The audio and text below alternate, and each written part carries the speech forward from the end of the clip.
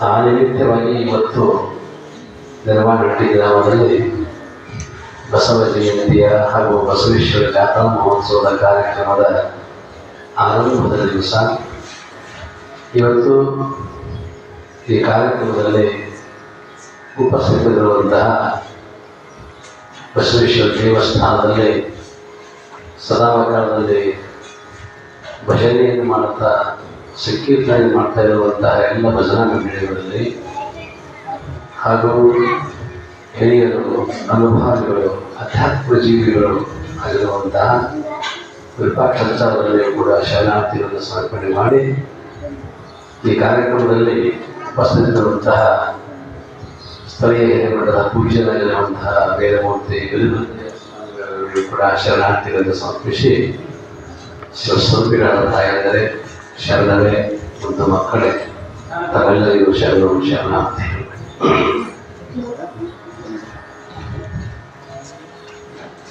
ಮಾನವನಿಗೆ ಆತ್ಯಂತಿಕವಾಗಿರ್ತಕ್ಕಂತಹ ದುಃಖ ಬಂದಿರುವುದು ಸ್ವಾಭಾವಿಕ.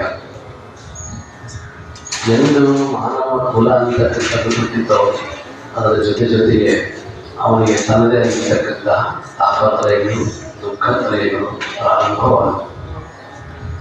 ದುಃಖ ಅಂತಂತಂದರೆ ಸಾಮಾನ್ಯವಾಗಿ ನಮ್ಗೆ ಏನಾದರೂ ಸಂಸಾರದಲ್ಲಿ ಕೊರತೆ ಬಿತ್ತು ಅಂದರೆ ದುಃಖ. ಯುವಕನಾಗಿರ್ತಕ್ಕಂಥವನಿಗೆ ಬೇಗನೆ ಮದುವೆ ಆಗದೇ ಇದ್ದಾಗ ಮದುವೆ ದುಃಖ. ಮದುವೆ ಆದ ನಂತರದಲ್ಲಿ ಮಕ್ಕಳಾಗದೇ ಇದ್ದರೆ ಒಂದು ಥರದ ದುಃಖ.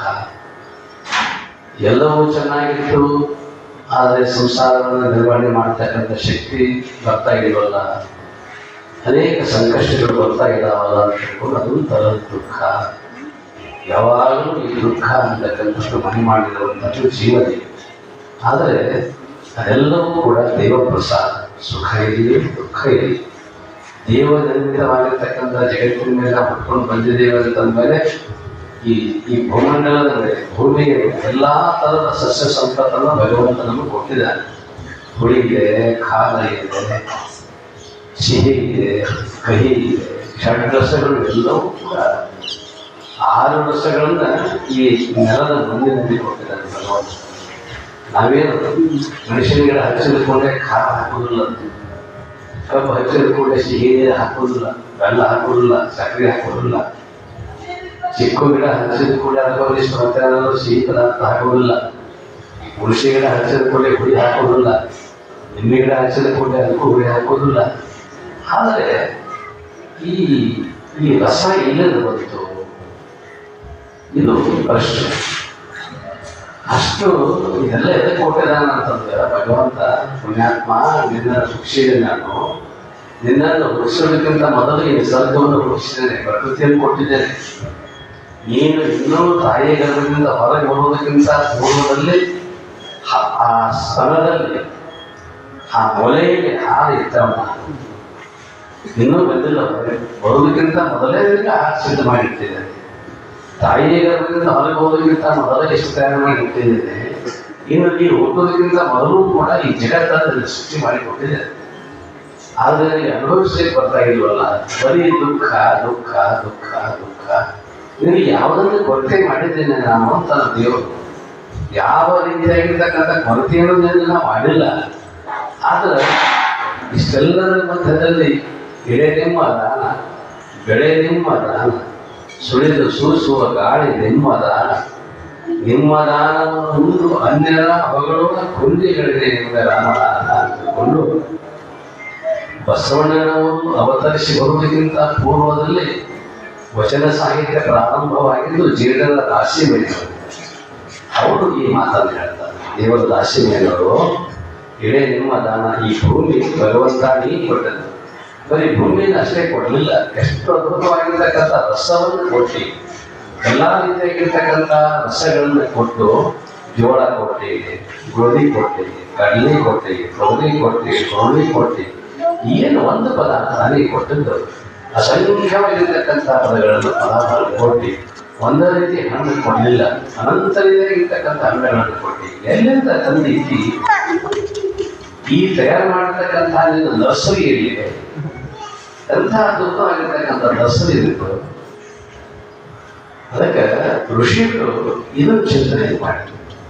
ಏನಿದು ಯಾವ ರೀತಿಯಾಗಿ ಉತ್ಪತ್ತಿ ಆಗಿರಬಹುದಿದೆಲ್ಲ, ಎಲ್ಲರ ಆಶ್ರಯದಲ್ಲಿ ನಾವು ಬೆಳೀತಾ ಇದ್ದೇವೆ, ಎಲ್ಲಿಂದ ಹುಟ್ಕೊಂಡು ಬರ್ತೀವಿ, ಎಲ್ಲಿ ಬಾಳ್ತೀವಿ, ಎಲ್ಲಿ ಬೆಳೀತೀವಿ, ಇದನ್ನು ಸ್ವಲ್ಪ ಚಿಂತನೆ ಮಾಡಬೇಕಲ್ಲ ಅಂತ ತಿಳ್ಕೊಂಡು ಋಷಿಗಳು ನಮ್ಮೆಲ್ಲರನ್ನು ಚಿಂತನೆಗೆ ಹಚ್ಚಿದ್ರು ಒಂದು ಕಾಲದಲ್ಲಿ.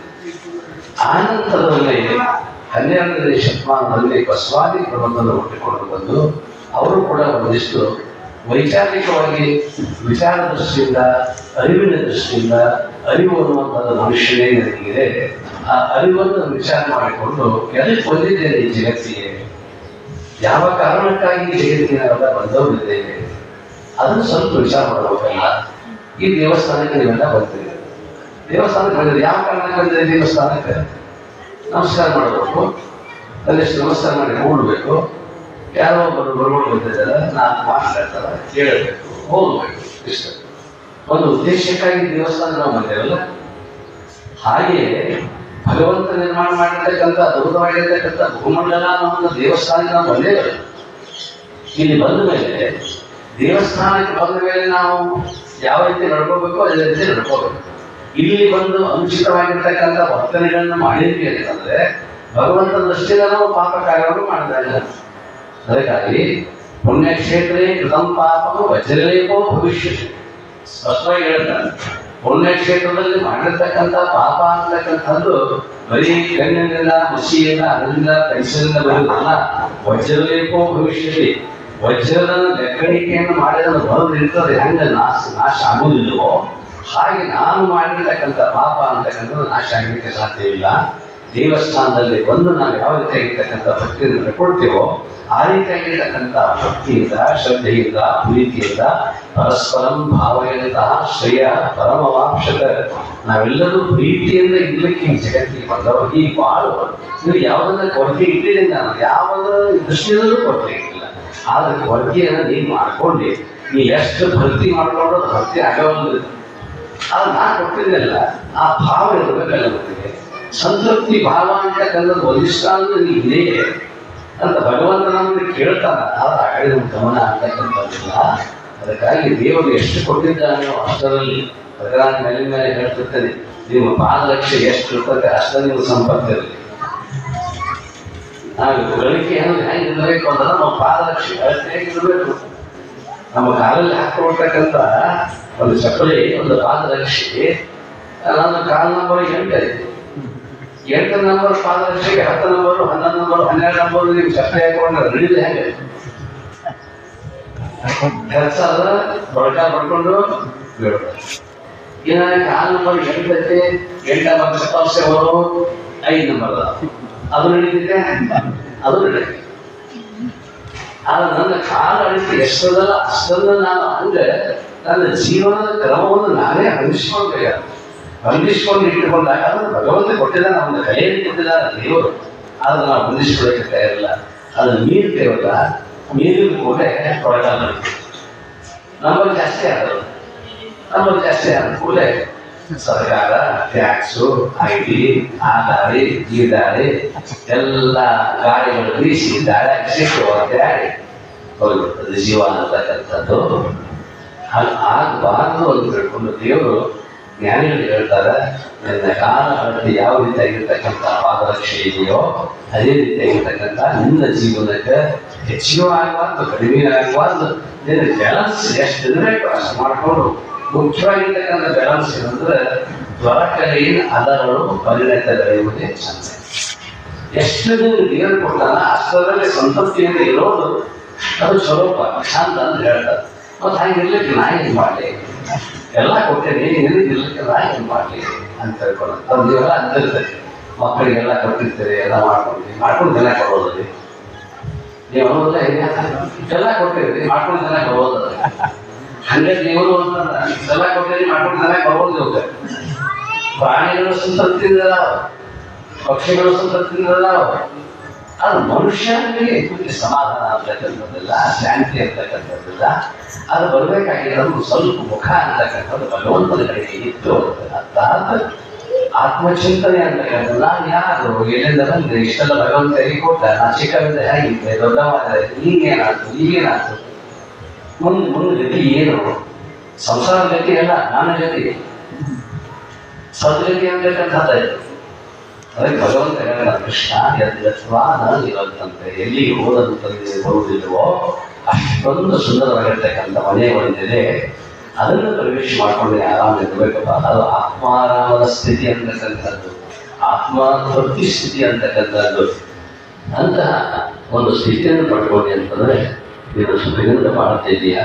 ಅದಕ್ಕಾಗಿ ಅವನು ನಿಜಗೊಂಡು ಕೇಳ್ತಾನೆ, ಪಡೆಬೇಕಿದೆ ಪರಮತಿ ಸುಖವನ್ನು ಎಲ್ಲ ಮಂದಿ ತಗೊಳ್ಳೋದು ಪಡ್ಕೊಂಡು ಯಾವಾಗ ಬರೀ ಇದ್ರಾಗ ಹೋಗ್ತು ಗದ್ದಲ ಗದ್ದಲ ಗದ್ದಲ, ಇದ್ದಾಗ ಒಂದರ ಚಿಂತೆ, ಎರಡನೇ ಒಂದರ ಚಿಂತೆ, ಇದ್ದಾಗ ಇರೋದಕ್ಕೆ ಇನ್ನೊಂದು ಚಿಂತೆ, ಬದುಕೊಂದು ಬರೀ ಸಂತೆ.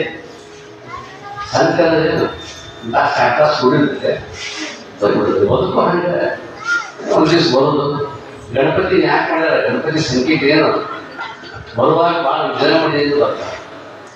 ಮತ್ತು ಇರುವುದನ್ನು ಕಡುವು ಅದು ಹುಗ್ಗಿ ಹೋಗಿ ಎಲ್ಲ ಹೊರಡ್ತಾರೆ. ಕಡೆಗೆ ಒಂದು ದಿವಸ ಆನಂದದಿಂದ ಹೋಗ್ತಾರೆ. ಇರುವಾಗ ಗಂಡು ಮಗ ಆತು ಬೇಡ ಹಚ್ತದೆ, ಹೆಣ್ಣು ಮಗ ಆತು ಜಿಲೇಬಿ ಒಟ್ಟು ಸ್ವೀಟ್ ಹಚ್ತದೆ, ಒಟ್ಟು ಸಿಹಿ ಹಚ್ಚಿದೆ. ಜಿಲೇಬಿನೂ ಸಿಹಿನ, ಬೇಡನೂ ಸಿಹಿನ, ಎಲ್ಲರೂ ಸಿಹಿ, ಎಲ್ಲ ಹಾಕಿ ಬರೋದು ಭಾಳ ಬದುಕು ಆನಂದವಾಗಿದ್ದು. ಮದುವೆ ಆಯ್ತು, 4 ಗಂಟೆ ಮಕ್ಕಳಾದ್ರು, ಎಲ್ಲ ಆದ್ರು. ಆದ್ರೆ ಹೋಗೋ ಹೊತ್ತಿನಾಗ ಗಣಪತಿಗೆ ನಮಗೆ ವ್ಯತ್ಯಾಸ ಅಂದ್ರೆ ನಾವು ಹೋಗಾಕ್ತೇ ಇರಲಿಲ್ಲ, ನಾವು ಹೋಗಾಕ್ತೇ ಆಗ್ತದೆ. ಗಣಪತಿಗೆ ನಮಗೆ ವ್ಯತ್ಯಾಸ ಇರ್ತದೆ, ನಾವು ರೆಡಿ ಅಲ್ಲ ಬೇಕಾಗೋದು. ಒಂದೊಂದು ದಿವಸ ಸರಿಯಾಗಿ 3 ದಿವಸ ಸರಿಯಾಗಿ 5 ದಿವಸ ಸರಿಯಾಗಿ ಇಡ್ಲಿ. ಕೆಲವರು ನೀವು ಹೊಟ್ಟೆಲೇ ಇದ್ರೆ ಮನೆಯಾಗೆ ನಾನು ಒಯ್ಯೋದು ಒಂದು ದಿವಸ ಇರ್ತದೆ, 1 ವರ್ಷ ಬರಲಿ, 1 ವರ್ಷದಲ್ಲಿ ಒಯ್ಯೋರಲ್ಲ ಅದಿಲ್ಲ, ಯಾವಾಗಲೂ ಹೋಗುದೈತೆ. ಹಂಗಾಗಿಲ್ಲ ನಮ್ಮ ದೇವರುಗಳನ್ನ ನಾವು ಯಾಕೆ ಕಲ್ಪನಾ ಮಾಡ್ಕೊಂಡು ಇಟ್ಕೊಂಡಿದ್ದೀವಿ ಅಂತಂದ್ರೆ ನಾವು ಮಾಡಿದ ಕರೆ ಅದು ನಮ್ಮ ಕಲ್ಪನೆ. ಹಂಗೆ ನಾವು ಒಂದು ದಿವಸ ನೀರಿಗೋ ಮಣ್ಣಿಗೋ ಬೆಂಕಿಗೋ ಎದಕ್ಕೋ ಹೋಗ್ಬಿಡ್ತೀವಿ. ಆ ಹೋಗೋದ್ರಿಂದ ಪೂರ್ವದಲ್ಲಿ ಇದು ಸಂತೆ, ಬದುಕೊಂದು ಬರೀ ಸಂತೆ. ಈ ತುಳಿಯುವ ಚಿಂತೆಯಲ್ಲಿ ಗದ್ದಲೇ ಬದುಕಿದ್ರು ಏನಿದ್ರು ಸಂತೆ ನಡೆದಾಗ ದಾಸನಾಗೆಲ್ಲ ಎಲ್ಲರೂ ಬರ್ತಾರೆ. ಅಕ್ಷರ ಹಾಕಿ ಒಂದು ಗಂಟು ವಿಚಾರ ಮುಂದೆ ಹೋದ್ರು ತೊಗೊಂಡ್ರು ಮಾರವ್ರು ಮಾರಿದ್ರು. ಗಂಟೆಲ್ಲ ಖಾಲಿ ಆಯ್ತು, ತಂದವ್ರ ಗಂಟೆ ಖಾಲಿ ಆಯ್ತು, ಬಂದವ್ರ ಗಂಟೆ ತೊಗೊಂಡು ಅವ್ರು ಹಗಲು ಮಾಡ್ಕೊಂಡು ಹೋದ್ರು. ಇವ್ರು ಬೇಸಿ ತಗೊಂಡು ವಾಜಿ ಮಾಡ್ಕೊಂಡು ಹೊಡವರು ತಗೊಳ್ಳೋರು ದಾಸನಾಗ ಯಾವ್ದಾರು ಅದೇನು ಒಳಗೆ ಬದನೆಕಾಯಿ, ಒಳಗೆ ಬದನೆಕಾಯಿ, ಒಳಗೆ ಟೊಮೆಟೊ, ಒಂದೊಂದು ಬಾತಿ ಬಂದು ಮೆಣಸಿನಕಾಯಿ ಎಲ್ಲ ಕಸ ಬದ ತೊಗೊಂಡು ಹಿಂಗೆ ಮಾಡಿ ಅಲ್ಲಿ ಹೋಗ್ಬೇಕಾದ್ರೆ ಗಾಳಿ ಬಂದಿತ್ತು, ಘಾಟ್ ಬೀಳ್ತದೆ, ಮಳೆ ಆಯ್ತು, ಕೆಸರು ಯಾವಾಗ ಬಿದ್ದರು ಹಾಕ್ಬಿಟ್ಟು ಇದು ಸಂಧಿ ಘಾಟ ಕೆಸರಿಲ್ಲ. ಈ ಸಂಸಾರ ಅಂದ್ರೆ ಹಾಕೋದಿಲ್ಲ. 3 ದಿನದ ಸಂಧಿ ಇದು. ಇಂತಹ ಸಂಧಿಯಲ್ಲಿ ನಾವು ಏನು ಮಾಡ್ಕೋಬೇಕು, ಚಲೋ ಚಲೋ ಸಾಮಾನು ತಗೋಬೇಕು. ಈಗ ನೀವು ಬದನೆಕಾಯಿ ತೊಗೊಳಕ್ಕೆ ಬದನೆಕಾಯಿ ಗುಂಪು ಹಾಕಿರ್ತಾರೆ, ಒಂದು ಕೊಟ್ಟರೆ ಹಾಕಿರ್ತಾರೆ ಬದನೆಕಾಯಿ. ಈಗ ಹ್ಯಾಂಗೆ ಬೇಕಾದ್ರೆ ತುಂಬ ಅದೇ ಮಾಡ್ತಾರೆ. ಚಲೋ ಅವ್ರು ಕೂದಿರಬಾರ್ದು, ಹೋಳಿಗೆ ಇರಬಾರ್ದು, ಎಳಿ ಇರಬಾರ್ದು, ಬೀಜಲ್ ಬಂದಿರಬಾರ್ದು, ಬಲ್ತಿರಬಾರ್ದು. ನಿಮ್ಗೆ ಹೆಂಗಿರ್ಬೇಕು, ನಿಮ್ಗೆ ಹಂಗಿಲ್ಲ ಇದೆ ಹಂಗೆ ಆರಿಸ್ಕೊಡ್ತೀರಿ. ಸೌತೆಕಾಯಿ ಇರಲಿ, ಬದನೆಕಾಯಿ ಇರಲಿ, ಯಾವುದೇ ಇದೆ ಅದು ನೀವು ಒಳ್ಳೆಯದನ್ನ ಆರಿಸ್ಕೊಳ್ತೀರಿ. ಎಲ್ಲ ಸಂತಾಗಿ ಹಂಗೆ ಮತ್ತೆ ಈ ಸಂತಾಗಿ ಪರಮಾಣದ ಸಂತಾಗಿ ಒಳ್ಳೆಯದನ್ನ ಯಾಕೆ ಮಾಡ್ಕೋಬಾರ್ದು? ಅದು ಪ್ರಶ್ನೆ ಐತಿ. ನಾವೇನು ಮಾಡಿಲ್ಲ, ಹುಡುಕ ಇದ್ರಾಗ ದೊಡ್ಡ ಹಾಗೆ ಅದು ಆಗಬಾರದು ಅಂತ ತಿಳ್ಕೊಂಡು ಭಾರತೀಯ ಸಂಸ್ಕೃತಿಯಲ್ಲಿ ಒಂದು ದೇವ ಕಲ್ಪನೆ ಅಂತಕ್ಕಂಥದ್ದು, ನಾನು ಯಾರು ನಾನು ವಿಚಾರಿಸು ಇಷ್ಟೊಂದು ಇಟ್ಕೊಂಡಿದ್ದಾರೆ. ಅದನ್ನೇ ಬಸವಣ್ಣ ದೇವರ ಗುಡಿ ಯಾಕೆ ಮಾಡ್ಯಾರ ಅಂತಂದ್ರೆ ರೈತನ ಆರಾಧ್ಯ ದೇವರು ಬಸವಣ್ಣ. ಭಗವಂತನಿಗೆ ನಿರ್ಮಾಣ ಮಾಡಿರ್ತಕ್ಕಂಥದ್ದು ಬಸವಣ್ಣನನ್ನ ತನ್ನ ವಾಹನ, ಅದು ನಂದೀಶ್ವರ ಅವನ ವಾಹನ. ಅದಕ್ಕೆ ತಿಳ್ಕೊಂಡು ರೈತ ನನಗೆ ಭೂಮಿ ಕೊಡ್ತೇನೆ, ಅದು ಉತ್ತಿ ಬಿತ್ತಿ ಬೆಳಲಿಕ್ಕೆ ಒಂದಿಷ್ಟು ಏನು ಬೇಕು ಅಂತಂದ್ರೆ ನನಗೆ ಸಹಾಯಕ ಆಗಿರ್ತಕ್ಕಂಥದ್ದು ಪ್ರಾಣಿ ಬೇಕು. ನನ್ನ ಅವತಾರವನ್ನು ಕೊಟ್ಟು ಕಳಿಸ್ತೀನಿ ಅದನ್ನು ಕರ್ಕೊಂಡು ಮಾಡ್ಕೊಂಡು ಚಂದ ಹೋಗಪ್ಪ ಅಂತ ಹೇಳ್ಕೊಂಡು ನಾವು ಕೊಟ್ಟು ಕಳಿಸ್ತೀನಿ ಚಲೋವಂತ ಆಗ ನಾವು ಬಳಕೆ ಮಾಡ್ಕೊಳ್ತೀವಿ ಕಡೆ ಕೊಡ್ತೀವಿ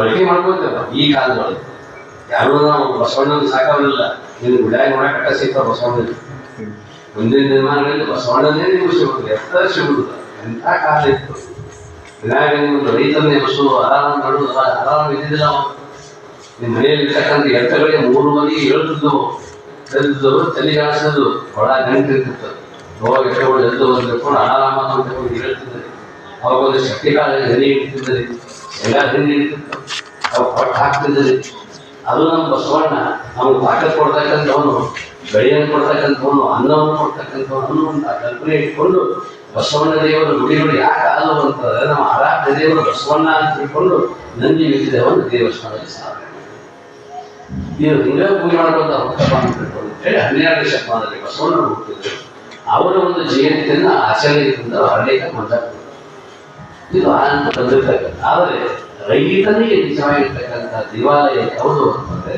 ಬಸವೇಶ್ವರ ದೇವಸ್ಥಾನ ಬಸವಣ್ಣ ಅಂತಕ್ಕಂಥದ್ದು ಅಂತ ಬಸವಣ್ಣನ ಜಾತ್ರೆಯನ್ನು ಮಾಡ್ತಕ್ಕಂತಹ ಒಂದು ವಿಶೇಷವಾಗಿರ್ತಕ್ಕಂಥ ಸಂದರ್ಭವನ್ನ ಇವೆಲ್ಲ ಪ್ರತಿ ವರ್ಷ ಮಾಡಿದ್ದೇವೆ ನಾನು ಬರಕಿದ್ದೇನೆ ಪ್ರತಿ ವರ್ಷ ಈ ವರ್ಷ ಸ್ವಲ್ಪ ಬೇಗನೆ ಬಂದಿದ್ದೇನೆ ಇನ್ನು ಬರ್ತಾರಲ್ಲ ಅವರು ಬರಲಿ ಆದರೆ ನನಗೆ ಇವತ್ತು ಈ ವರ್ಷ ಅಲ್ಲಿ ನಾಲ್ಕೂರು ಈ ಕಾರ್ಯಕ್ರಮಕ್ಕೆ ಹೋಗ್ಬೇಕಾಗಿದ್ದ ಸಂದರ್ಭದಿಂದ ಆದಷ್ಟು ಬೇಗನೆ ನಾನು ಮಾಡ್ಕೊಂಡು ಹೋಗ್ಬೇಕಂತ ತಿಳ್ಕೊಂಡು ಬಹಳ ಮಾತಾಡಬಾರ್ದು ಮಾಡಿದ್ದೀನಿ ಆದರೂ ಮಾತಾಡಿ